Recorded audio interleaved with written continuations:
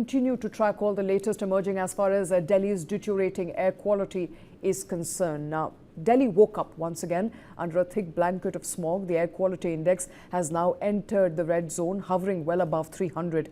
As the temperatures drop in Delhi and NCR cities, the air quality index is witnessing a spike. Delhi on Saturday recorded AQI of 566 at 7 in the morning, which falls in the hazardous category, according to data from AQI.in. It's not just a number, it's a health emergency, one that millions of Delhiites inhale every single breath. PM 2.5 remains a key pollutant since Deepavali, and the national capital's air quality has been either poor or very poor, occasionally worsening to severe. The causes are familiar and chronic: stubble burning across Punjab and Haryana, vehicular emission, construction dust, and open burning of waste. But this time, the city's geography and weather makes it all the more worse. Low wind speeds and cold air trap pollutants close to the ground, turning the national capital into a gas chamber. Government data shows farm fires from smoke are now contributing to 9% of Delhi's pollution. There's a jump witnessed of 30% today and on Sunday. Satellite images are picking up about 350 farm fires in Punjab and a few dozens in Haryana as well as UP. Vehicular emissions are also adding fuel to the smog, set to account for about 15% of the pollution.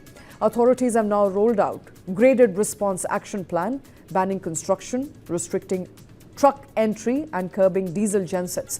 Under the National Clean Air Programme, India has also pledged to cut particulate matter by 40% by 2026. But on ground, enforcement remains weak. For the average citizen, these plans often arrive too late when the air is already unbreathable. Other cities earlier have shown that transformation is possible. In fact, take an example of Beijing.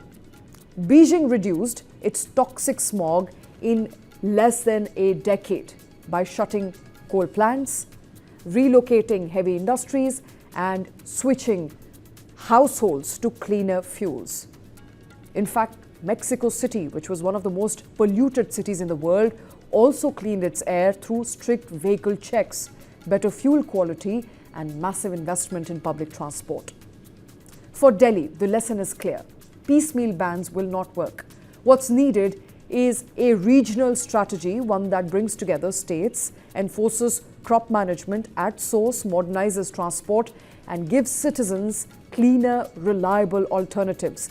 Because at this rate, Delhi's winter isn't just cold, it's poisonous. And unless policy matches the scale of the problem, every breath will remain a risk. Joining us on the show to talk about Delhi's toxic air and what can the government really do is Dr. Gufran Beg, Chair Professor and Founder Project Director at SAFAR, the System for Air Quality and Weather Forecasting and Research. Also with us is Vimlendu Jha, he's an environmentalist. Also joining us on the show is Dr. Vivek Nangia. He's a Vice Chairman and Head of Pulmonology at Max Saket. Thank you very much, all of you, for taking time out for joining us on the show. I want to come to you first. Dr. Gufran, what are you making of the latest AQI data that is coming as of last 24 hours? It is in the severe category. It's hazardous. In your assessment, what's the primary source?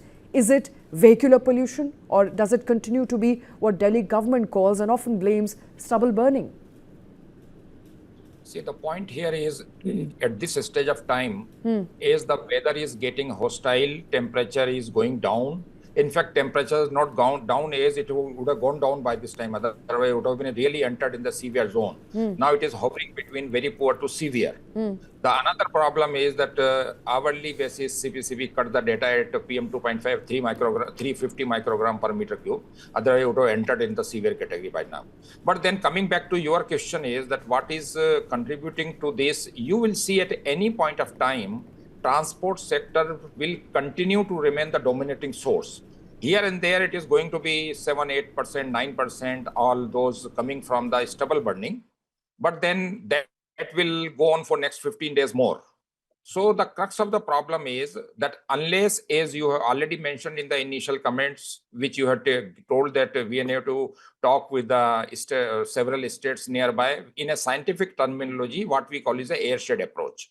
Unless we take all these measures which has been taken by COQM in a airshed region, which involves part of the 6 more state, problem is going to remain like this.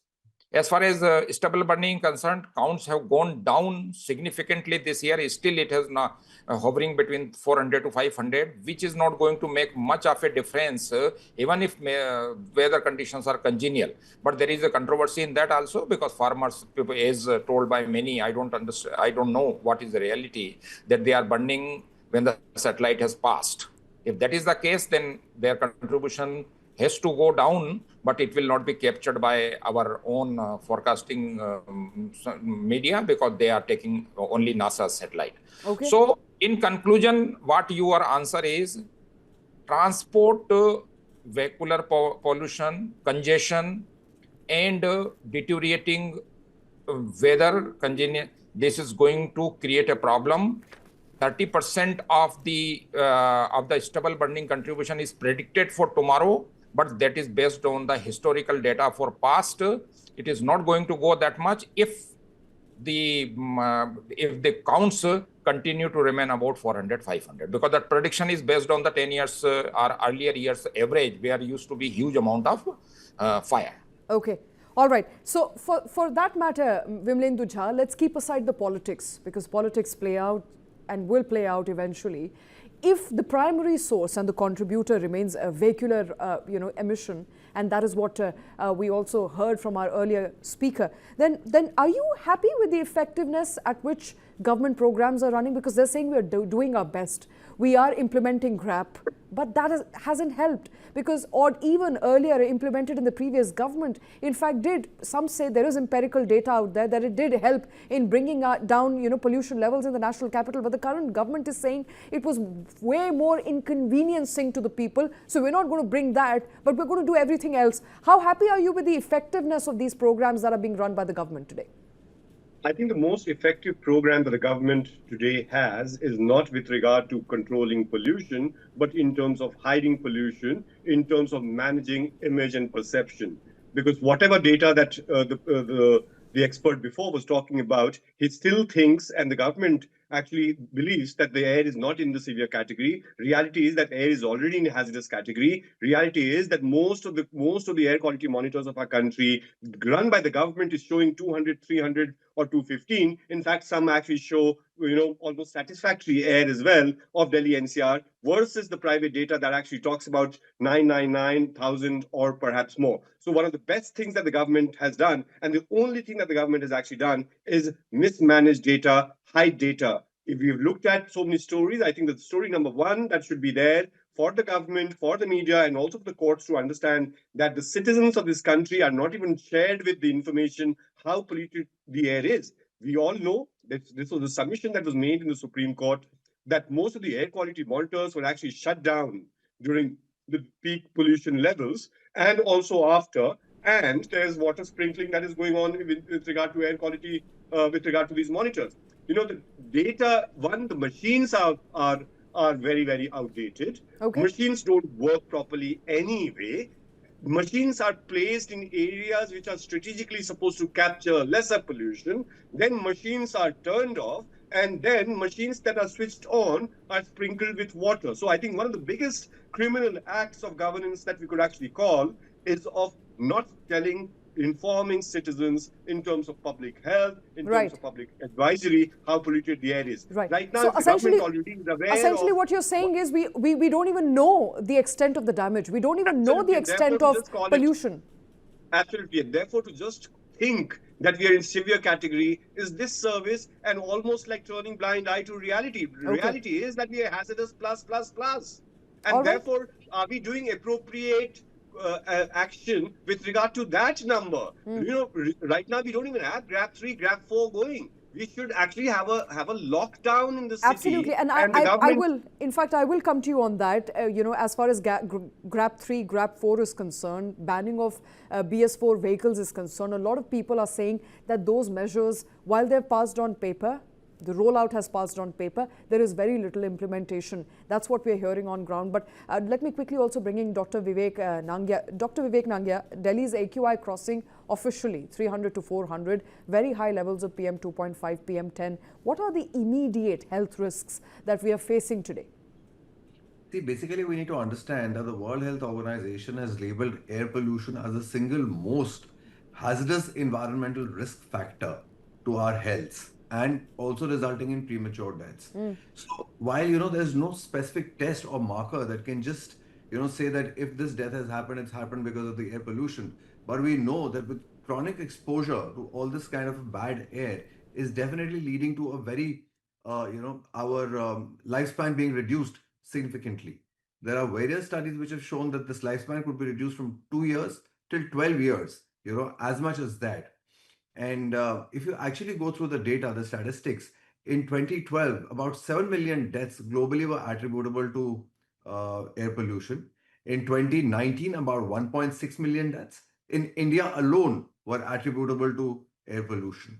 Now, as far as immediate effects are concerned, the immediate effects would be cough, cold, breathlessness, chest tightness, congestion in the chest, watering from the eyes, sore throat, heavy-headedness.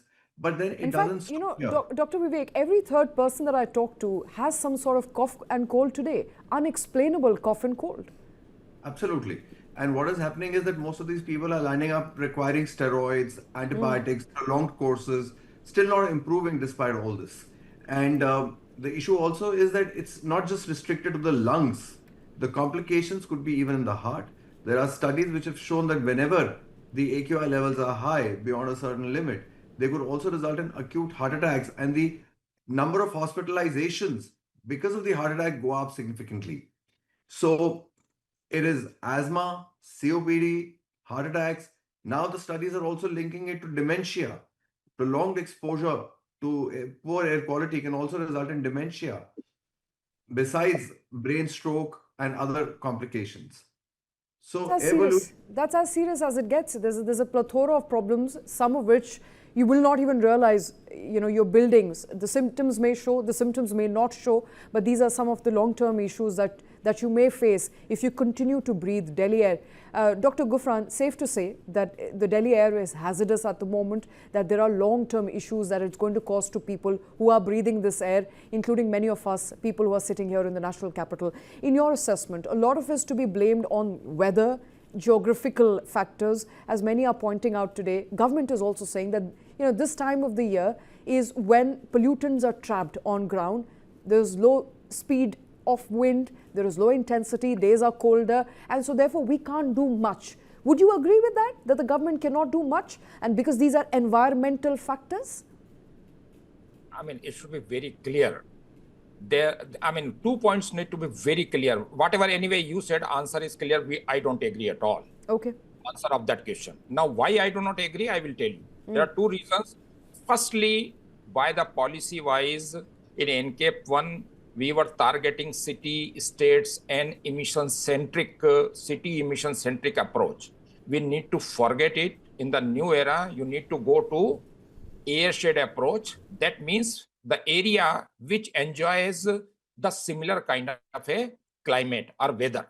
And that is the area we need to, even if you do everything, even if we stop all the vehicles in Delhi, pollution is going to go to poor and very poor, because you are only doing part of the airshed, not the complete airshed. Number one. So the policy need to shift from the city-centric to the airshed-centric, where there would be a combination of 5-6 states. We need to speak with each other from the neighboring states, otherwise things are not going to improve. Number one.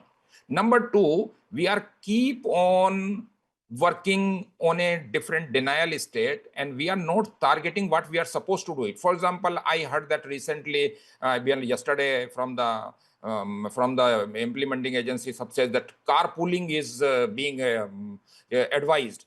We should understand that in a transport sector, car overall gives you the 6 to 7% of the pollution, because it's the most what you call is a commodity for us. Still, we maintain it very nicely. So even if you do the carpooling, maybe 1 or 2% you are looking, you are not looking for 1 or 2%. So if you want to target in a transport sector, target diesel vehicle with the heavy duty and low duty commercial vehicle. If they are not entering in Delhi, nearby area also it is creating a big problem. 2% of the heavy duty vehicles contribute to 25% of the transport emissions. We should understand. So prioritize based on the science. The biggest problem which I have been seeing here in this kind of a mitigation strategy, there is a gap between a scientific good advice versus implementers.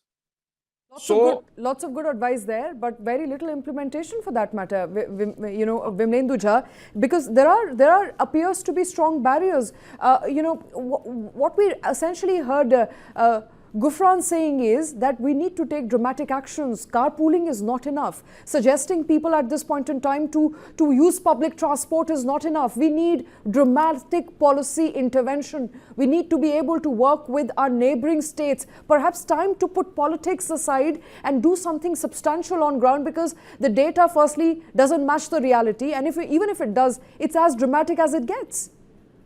Yes, and also the role of the government is not to give suggestions and advisories alone.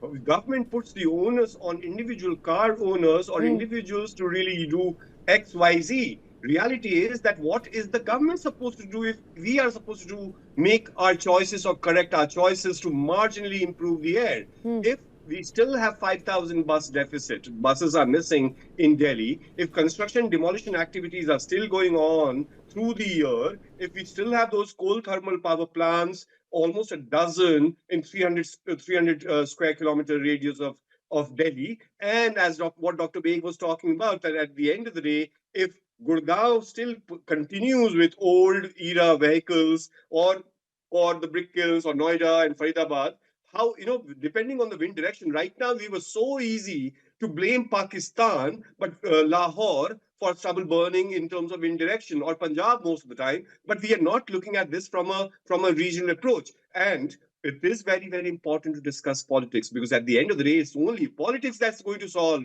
the problem, because these are not personal issues. We can't have personal solution to public problems. We cannot have private solutions. And right now, the fact that we have central government, the same political party ruling that, and most of the adjoining states and all of the neighboring states of Delhi are also controlled by them. What does it take for everyone to sit in a room and talk about it and find a solution? Also, the other thing is that where is our environment minister? I'm very, very sure if you conduct a poll, and an instant one, an immediate one, people in India don't even know who the environment minister of India is, because he or she or whatever, I think, of course, I know the name of the person, he is missing. And also, we have to start looking at the fact that this is not just anymore an environmental problem. Ministry of Transport, Ministry of Agriculture, Ministry of Finance, Ministry of Health, all those ministries have to do it. If Beijing could do it, if someone shared right now a screenshot with me saying that the air quality index in London is 2, imagine the great London smog that it used to get. So if there is political will, and politics is important, and calling out our political class for their consistent, stubborn inaction and failure through and through is Absolutely. very, very important. And this is party agnostic. I think this is politics. Absolutely. This is politics agnostic. I believe all consecutive governments have failed us, and they refuse to do anything substantial on ground. And I think we're all bearing the brunt as citizenry that's quiet, that's taking it, that's breathing the air without not going after them, asking questions of them, protesting and asking for what is supposed to be a basic right. Breathable air. I think we're not doing enough. Dr. Vivek Nangia, one of the problems I also have is that there are not enough current public health advisories in place. I mean, of course, doctors suggest what to do, what not to do. I've not heard of anything coming from the government. What should you do? How do you really communicate to people what to do at this point in time? How to take effective measures so that you can protect yourself in the short and the long run. If you're not doing anything to reduce it, at least give us a 10-pointer or 20-pointer on what to do to protect ourselves. Yeah, so I think it is very important for us to understand that the time has come that we decide our outdoor movement based on the AQI levels. If the AQI level is 400 and above, then it's not safe to move at all for anybody. Your outdoor movement should be as minimal as possible.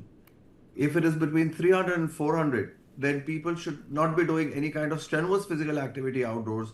Those healthy people, youngsters, should be avoiding marathons, exercises, sports, those kind of activities outdoors, because when you're exercising, then you're breathing in larger amounts of air. So imagine the quantum of air, polluted air that's going into your lungs. When it is between 200 and 300, then people who are of the vulnerable group, those who already are either having an underlying lung disease like asthma, COPD, ILD, or have any other comorbidity like heart disease, brain disease, stroke, youngsters, very elders. So, those people should be completely avoiding strenuous physical activity outdoors. And when it is around 200, then they should only be doing minimal activity outdoors. So, that is the way that we'll have to function. If indoors, my question is, even if you're indoors, what do you do to ensure that you are breathing less pollutants? Because the air is same, and people who cannot really afford air purifiers, which are also exorbitantly priced today, what do you do? So on the contrary, indoor air can sometimes be even worse than the outdoor air. Absolutely. There are studies which have shown that it could be higher 8 to 10 times. And let's not forget that most of our time is spent indoors. Indoors means, indoor doesn't necessarily mean inside your houses, but also your offices, your malls, your universities, colleges, schools. That's also all indoors technically. So it's very important to maintain your indoor air also very well. So how do you do that? One, of course, is to have exhaust fans, which can push out the polluted air from inside to outside. Second is maintain all equipment in the kitchen very well so that there's not much of smoke or smoke coming out of them. Or have your chimneys functional and your exhaust fans functional. Avoid pets inside houses because they carry a lot of dust with them. Avoid heavy carpets, heavy furnishings, heavy curtains. They all trap a lot of dust. So you have to avoid those. Avoid dampness inside the houses. We see lots of people for religious reasons lighting agarbatti daily in their houses. So, remember, agarbatti is also emitting a lot of smoke. And besides the volatile organic compounds that are being liberated into the air inside the houses. So these are all things that you need to take care of even when you're at home. There's certain green plants that you can have, like the mother-in-law plant and the ivy plant, the ferns. You could keep them inside your houses, which could actually clean up the air. Apart, of course, from air purifiers, which you rightly said are exorbitant. And we don't even have enough data to support their use regularly, except in people who belong to the high-risk category where you may say, okay, it may benefit you even for those 8-10 hours that you're breathing good air. At least it won't harm you, right, but it'll keep your immune system at rest so that it can fight the other infections. Another thing that I'd like to tell all the viewers is that, this is the time when they should keep their asthma, COPD and other diseases well under control with regular maintenance therapy, and keep inhalers handy, that in case there's an acute exacerbation or acute flare or they feel breathless, they should be taking 2 puffs of their inhaler, the controller inhaler, immediately. All right. Coming back to you, Dr. Beg, thank you very much, Dr. Nangia. Let's start with that, for putting that in perspective. A lot of things that you said today are perhaps not known to people, widely not known to people. For that matter, burning of agarbatti, which is a common practice, incense sticks. Many a times people believe that it cleanses the air. So thank you for putting that in perspective, that while you're hoping to cleanse the air, you may be pushing out more pollutants, especially PM 2.5. But coming back to you, Dr. Beg, are you happy with the system of air quality? I mean, you're somebody who's responsible, you have been responsible for SAFAR, which is a system of air quality and weather forecasting. But today, are you happy? Many questions are, of course, being raised on how weather forecasting systems, as Bimlendu was also pointing out, are outdated. Sometimes they're placed in areas and locations which may not be very useful, because these are not areas or locations which likely have more pollution levels. Are you happy with the current systems we have? And, allegations that data is being manipulated, perhaps it's being suppressed. Is there any merit to it? Partially, because the point here is that whatever Nivendu says, that I think I agree to an extent. The point here is that there should be a guidelines which are not getting updated. For example, there is a guidelines for the CPCB that a station should be away 20 meters from immediate source of pollutants, but it doesn't say how much away.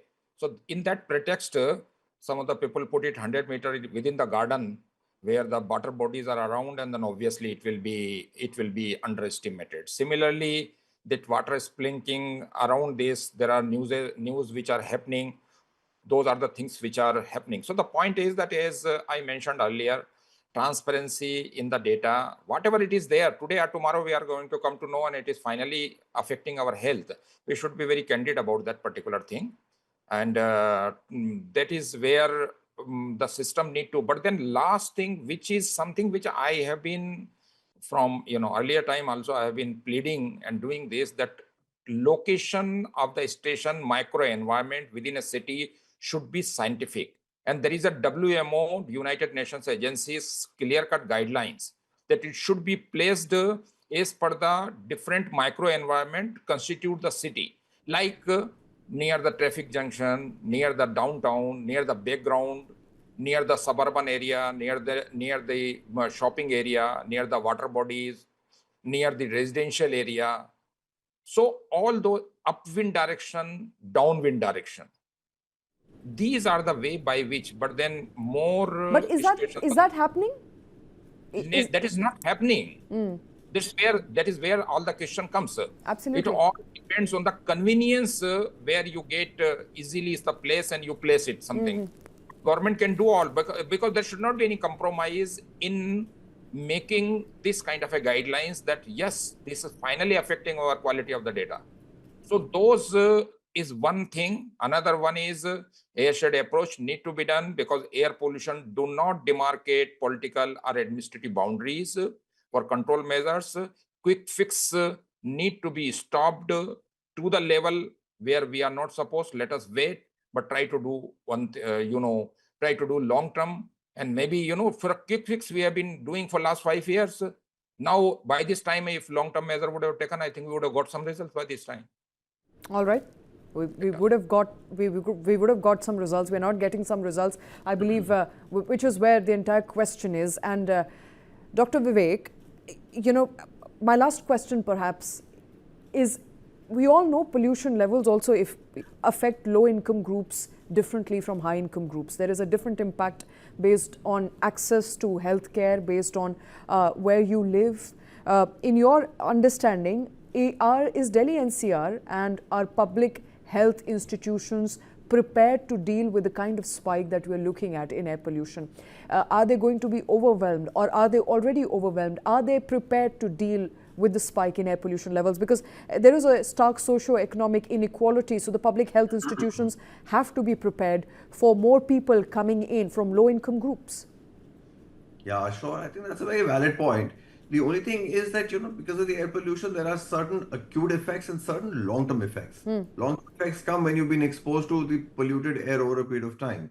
So it is the effect which is over a period of time that is more harmful than the acute ones. Acute ones would only result in cough, breathlessness, running nose, sore throat. So that probably people take care of at home only nowadays, considering it to be a viral illness with some kind of home remedies.